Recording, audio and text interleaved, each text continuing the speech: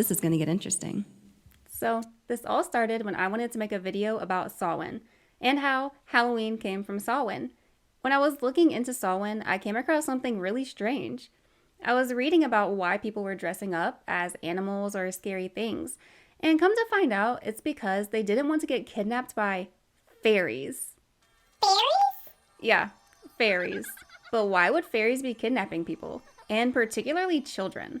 First, let's look at the god of Samhain. His name is Crom Cruach. Crom Cruach's name generally means crooked or bloody, and he was really into human sacrifice. He basically demanded worship from the Irish, and he wanted them to worship him by sacrificing their firstborn child and the firstborn of their livestock. Samhain was not just celebrated on October 31st. It was often a 3-day festival, even sometimes a week-long festival. Sacrifices were often done on October 31st, but even more so on November 1st, because this was the final day of the festival. Since the god of this festival loves human sacrifice, we can only assume that the fairies were kidnapping people, particularly children, to be victims of sacrifice. But aren't fairies known for being cute and happy and playful and nature-loving? Like, are they even capable of something so terrible? Well, here's what I found. Fairies are widely known for kidnapping, not just for Samhain, but all the time. There's actually something called a hell tithe, and fairies were known to kidnap babies to take them to Satan so Satan could have their souls, and this was a form of payment, almost like paying rent or paying taxes. Fairies were also known to drink blood. Vampires actually come from ancient fairy folklore. All these tales of these little pale people in the woods sucking the blood out of victims. Fairies have even actually been said to be the same beings as fallen angels. When Christianity moved into pagan Ireland and Scotland, etc., they basically said, hey, these things you're calling fairies, these are actually fallen angels. So here's the thing. Did they mean rebellious angels that came down and mated with women and bore giants? Or did they mean the disembodied spirits of the Nephilim, who were the giants that came from the angels mating with women? Because demons are actually the disembodied spirits of the Nephilim, not the rebellious angels. Here's a verse for that. So did they mean rebellious angel or did they mean demon? I don't really know. But here's what we can do. We can compare fairies to demons. They both drink blood. They both like human sacrifice. They are both known to shapeshift. They're both known for sorcery. They're both known to sometimes have hoofed feet. They're both known to be spirit beings. And they're both known to cause disease or death. Fairies were even said to be able to open portals to the other world or fairy world. This was also considered to be hell, which they thought was under the earth. So they said that the fairies lived in rivers or under rocks or behind waterfalls or even in the shallow depths of the earth, like under hills. But they were also said to sometimes live under the earth. Why does that matter? Well, 9th century Ireland actually thought that the earth looked like this. With this understanding of cosmology, hell would be underneath the earth. So it would make sense that if they were opening portals to hell, that they were going underneath the earth. Of course, this isn't hell in the sense of the lake of fire. This is hell in the sense of Sheol, or in the Greek, Hades. By the way, I left a link in the description to Celtic Cosmology. So Sheol is the holding place of human souls after their physical body has passed away. There's a righteous side and an unrighteous side. If you're righteous and holy, you go to the righteous side. Peaceful, rest, it's good. If you're not so holy, you're kind of wicked, you're going to go to the unrighteous side. It's not so great over there. There's, torment and agony and anxiety, waiting for judgment day, that sort of thing. The thing is, human souls cannot come and go through Sheol as they please. If they're in Sheol, they're bound to Sheol. So they're not moving in and out. But does that mean that nothing can move in and out of Sheol? I haven't actually found anything that says that demon beings or fairy beings or angelic beings can't move in and out of Sheol. It just says that human souls cannot move in and out of Sheol. There's actually a passage that says there are angels in Sheol and that they're guarding over the souls. So what exactly would they be guarding against? Could it be that maybe demons or fairies could be passing through? Just a thought.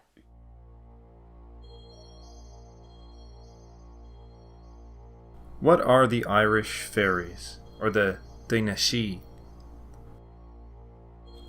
There are a few spiritual beings that loom larger in Irish folklore and tradition than fairies, or the Daoiné.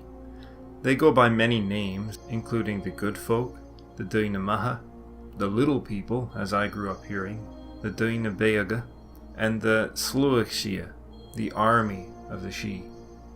They were associated with old places from the mounds of the Neolithic to the raths and dooms of the Iron Age.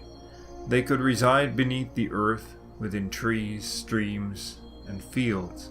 They could be anywhere, unseen, save by those who had the sight. But what were they, or should I say, what are they? Firstly, let's address what the fairy folk are not. They are not the gods of the Gaels. The gods were reduced to their level by ancient storytellers, but it is quite clear that the fairy folk are in fact a lower level of spiritual entity, one identical to many others known in Indo-European religions across Europe and beyond. This is why they are commonly referred to in English as fairies, for instance. But we could also probably add in elves or even dwarves into this mix. They all seem to exist within the same sort of sphere. Medieval people understood them within a Christian context to have been fallen angels that existed on 3 separate levels: in the air, within the land and waters, and beneath the earth, dwelling with the devil. This corresponds roughly to the tripartite spatial division of the Indo-European worldview. So there are various types of these entities dwelling throughout the totality of the world, but their power and composition are thought to be largely similar. But Morgan, why does this matter? Why are we talking about this? Okay, it's important. Let's read Revelation 9, 1 through 11. Revelation 9, 1 through 11. Then the 5th angel sounded, and I saw a star from heaven, which had fallen to the earth, and the key to the shaft of the abyss was given to him. He opened the shaft of the abyss, and smoke ascended out of the shaft, like smoke of a great furnace, and the sun and the air were darkened from the smoke of the shaft. Then out of the smoke came locusts upon the earth, and power was given to them as the scorpions of the earth have power. They were told not to hurt the grass of the earth, nor any green thing, nor any tree, but only the people who did not have the seal of God on their foreheads. And they were not permitted to kill anyone, but to torment for 5 months. And their torment was like the torment of a scorpion when it stings a person. In those days, people will seek death, and they will not find it. They will long to die, and death will flee from them. The appearance of locusts was like horses prepared for battle, and their heads appeared to be crowns like gold. And their faces were like human faces, and their hair like the hair of women, and their teeth were like the teeth of lions. They had breastplates like breastplates of iron, and the sound of their wings was like the sound of chariots, of many horses rushing to battle. They have tails like scorpions and stings, and in their tails is the power to hurt people for 5 months. They have as a king over them the angel of the abyss. His name in Hebrew is Abaddon, and in the Greek he has the name Apollyon. Is it possible that these locust, horse, female hair, man face having creatures coming out of the pit are actually ancient depictions of fairies? Are they the same thing? Could it be fairies? Let's compare these locust beings to fairies. The locusts were compared to horses being ready for battle. Fairies are sometimes depicted as being hooved beings, even having the legs of fawns or deer. They both have human faces. They both have the hair of women. They both have wings. The locusts are said to have scorpion tails. Fairies are sometimes depicted as having tails that are pointy at the end. And then, of course, the locusts are said to be locusts. Fairies are very often depicted as being half insect, half human.